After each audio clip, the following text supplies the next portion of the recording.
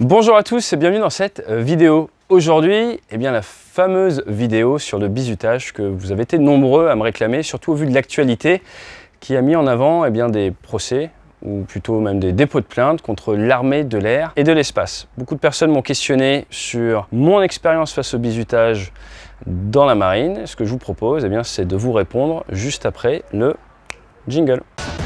Avant, vérifié. Radar, vérifié. Réflecteur mitrailleuse, vérifié. Réacteur droit, vérifié. Réacteur gauche, vérifié. Vérifié arrivée d'air et de carburant. Arrivée d'air, carburant, vérifié.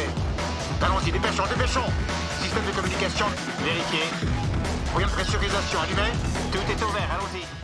Alors déjà, merci à tous pour les 100 000 abonnés. On les a passés il y a pas très longtemps. C'est vraiment super sympa. Normalement, on va recevoir un trophée de YouTube d'ici quelques mois. Je vous parlerai de tout ça.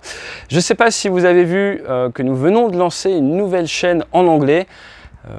Je vous ai pas mal sollicité en termes de questions là-dessus. La problématique, c'est laquelle? C'est qu'en fait, sur une chaîne comme la mienne, si je sors du contenu en anglais et que vous ne le regardez pas, l'algorithme de YouTube pense que mes vidéos sont nulles et du coup cache mes vidéos. Et après derrière, ça fait du mal à la chaîne, à la croissance de la chaîne. Dès que je poste une vidéo, YouTube la cache et c'est beaucoup de travail pour pas beaucoup de reach, comme on dit. D'où cette volonté maintenant de séparer l'anglais et le français. Donc si vous aimez bien en anglais, vous pouvez aller voir, c'est Atechue in English, ce qui veut dire en anglais. Voilà. Il y a des sous-titres, je vous rassure. Le contenu sera très légèrement différent, mais voilà. Allez, on revient dans le sujet. Le sujet, c'est quoi? Comme je vous l'ai dit, c'est le bizutage. Alors le bizutage, je vous sors la définition qui va bien. C'est un ensemble de pratiques, épreuves, traitements, ritualisés et imposés, donc c'est-à-dire qu'on n'a pas le choix, destinés à symboliser l'intégration d'une personne au sein d'un groupe social. Ça, c'est la définition du bizutage. Est-ce que c'est autorisé dans les forces armées? La réponse, non. Ensuite, si on va un peu plus loin et qu'on regarde certains penseurs, certains chercheurs, pour eux, le bizutage, en fait, ça vient d'une sorte de sélection, un test physique et psychologique pour les nouveaux arrivants. Dans les unités de combat, comme de manière générale dans les groupes, la cooptation, le fait d'être approuvé par le groupe est quelque chose d'important et ce bizutage était une sorte de passage. Alors moi aujourd'hui, je veux mettre le bizutage en opposition un petit peu ou en parallèle ou en tout cas vous amener à réfléchir à ce qu'est l'aguerrissement. Si vous tapez aguerrissement, vous allez vous rendre compte qu'il y a pas mal de choses et de cultures autour, mais de manière très simple, être aguerri ou s'aguerrir, c'est s'accoutumer peu à peu aux difficultés de la guerre. Dans cette vidéo aujourd'hui, on vous parle du bizutage dans les armées. Et donc dans les armées, nous faisons la guerre. Pourquoi je vous parle d'aguerrissement? Parce que sortir de sa zone de confort, parce que se préparer petit à petit lors de sa formation aux difficultés de la guerre fait partie tout simplement du devoir et de la responsabilité du personnel militaire. Alors maintenant, il y a différentes manières de l'amener. On va stepper en arrière un tout petit peu, prendre un tout petit peu de recul et on va maintenant s'intéresser aux traditions et au poids des traditions. Pourquoi c'est important? Parce que dans cette notion de bizutage, on veut intégrer un groupe social. Et ces groupes sociaux dans l'armée, généralement, ce sont des régiments, ce sont des flottilles, ce sont des unités, ce sont des escadrons. Et ils ont ce poids des traditions. Quand vous intégrez la 11e flottille de chasse, plus vieille et plus ancienne flottille de la chasse embarquée, vous sentez cette pression des anciens qui est censée vous stimuler à donner le meilleur de vous-même. Et donc le poids des traditions est très important dans l'armée et a pour objectif de vous aligner vers la meilleure version de vous-même. Et c'est là où je veux intervenir, il est indispensable de s'aguerrir et de sortir de sa zone de confort pour bien faire son travail en tant que militaire opérationnel combattant. C'est pas en restant assis sur le canapé toute la journée ou en faisant des tours de piste à l'Andivisio ou des petits baladex dans le Finistère Nord que vous serez un bon pilote de chasse. C'est pas en faisant un petit footing de 4 km tous les matins que vous serez un bon membre des forces spéciales. Ça vous paraît évident. Maintenant, la grande différence entre la chose militaire, le monde militaire et le monde civil, c'est que nous, du fait que des vies sont en jeu, nous nous autorisons à aller flirter avec les limites, on va dire, de ce qui est possible d'endurer. Donc maintenant, est-ce que c'est un bizutage ou est-ce que c'est de l'aguerrissement? L'aguerrissement, c'est quand on va vous entraîner pour vous amener au niveau de performance. C'est normal, ça fait partie du travail. Si vous êtes un jeune qui m'a contacté et qui m'a dit « Est-ce que je veux me faire bizuter dans l'armée ?» Tu rentres dans la marine nationale, on va te faire mal. On va te faire mal au cerveau, on va te faire mal aux jambes, on va te faire mal aux bras. C'est normal, c'est prévu. Voilà, faut pas faire semblant de pas être au courant. Maintenant, on va te faire mal intelligemment afin de t'amener vers une meilleure connaissance de toi et faire de toi un meilleur combattant. Est-ce qu'on va le faire en toute sécurité?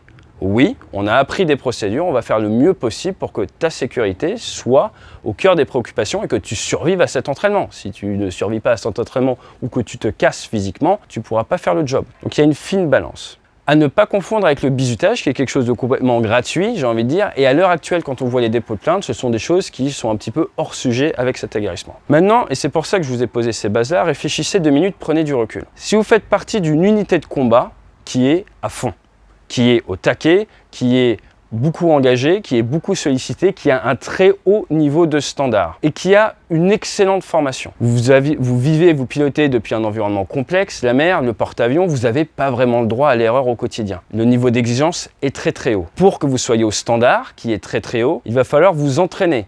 Donc la boutique, l'unité, va vous entraîner à monter à ce haut niveau de standard. Dès le début, on va vous prendre en main et on va vous faire croître, étape après étape. Cette formation en soi, eh bien, ça va vous servir de test physique, psychologique et un peu de hard skill. Est-ce qu'il y a besoin de rajouter un bizutage à ça? Non. Maintenant, si vous avez une unité où le niveau de standard est là, mais les gens se disent « Oh, nous, on est là », mais in fine, toute la formation, toute la préparation, c'est là. Est-ce que vous avez des personnes qui ont trop de temps libre, qui vont se dire « Ah non, bah nous on est bien, tout ça, tout ça ». On va essayer de s'inventer des trucs et on va tester les gens parce que voilà, on a du temps libre et on n'est pas occupé à 200% par notre boulot. Peut-être. Maintenant, moi ce dont je vais vous parler, c'est ma carrière en tant que pilote d'aéronautique navale formé initialement aux États-Unis puis en France. Est-ce que j'ai été bizuté? Non. Est-ce que j'ai pu faire toute ma carrière dans la marine sans être bizuté? Oui. Est-ce que j'ai été aguerri? De nombreuses fois.